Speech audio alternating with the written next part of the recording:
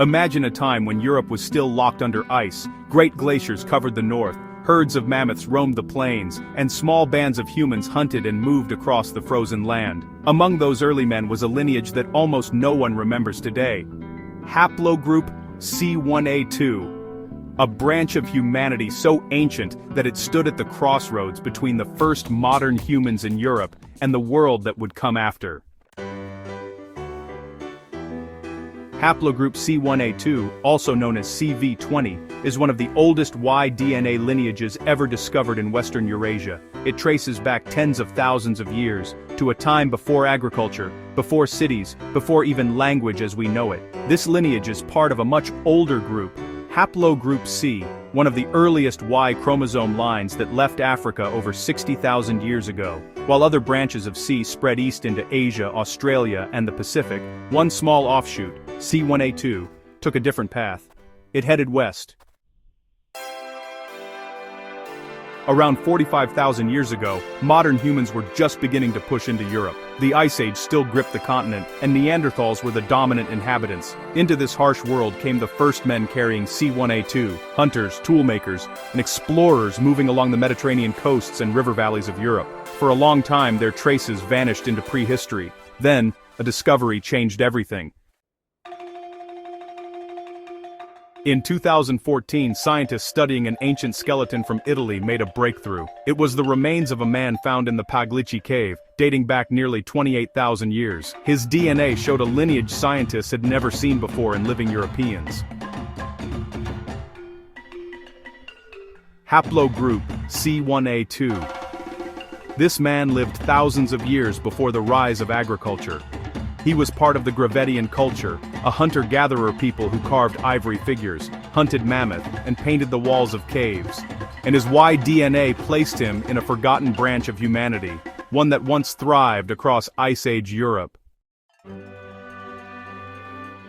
Another skeleton, found in Goyet cave in Belgium, told the same story. This individual lived around 35,000 years ago, one of the earliest known modern Europeans. He too belonged to Haplogroup C1a2. Proof that this lineage stretched across the continent from west to east. At the time, Europe was a mosaic of human populations. Neanderthals were fading away, and new Homo sapiens groups were taking their place.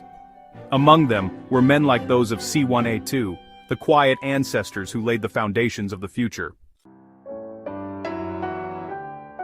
But something happened. Around 20,000 years ago, the Ice Age reached its peak.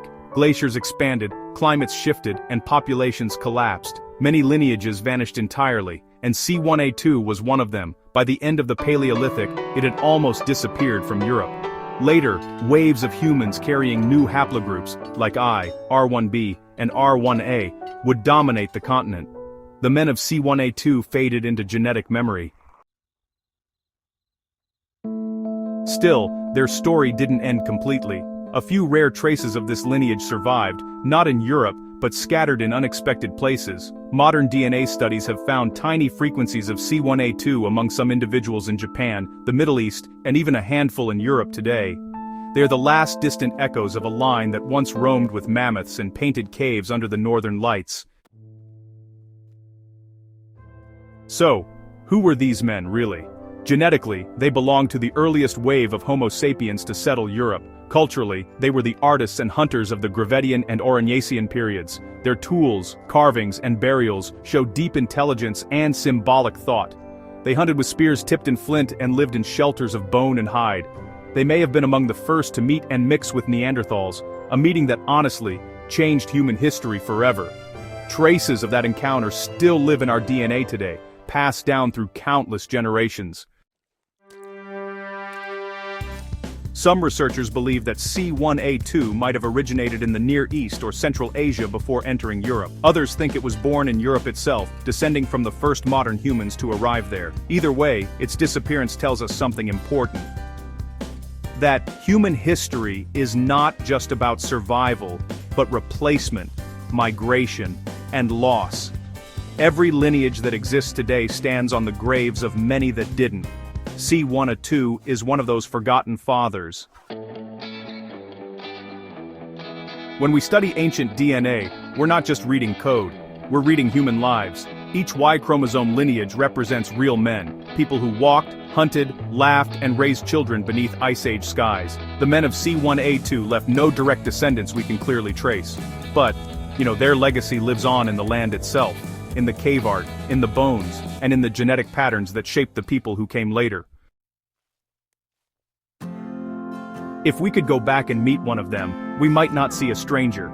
He'd look human, completely. His eyes, his face, his voice, all the same species as us, but his world would be utterly alien. A frozen continent, where survival meant cooperation, and where family ties carried through the generations by the only inheritance that never changed, the Y chromosome. That small strand of DNA is what connects every father to every son, stretching back through time like an unbroken thread. And sometimes, that thread ends. When it does, all that's left is the record written in ancient bone. So, the next time you hear about ancient DNA, remember C1a2, a lineage born in the cold heart of the Ice Age, a people who helped shape the first chapters of Europe's story, then quietly disappeared before history began to be written. Because not every ancestor left descendants, but every one of them left a mark.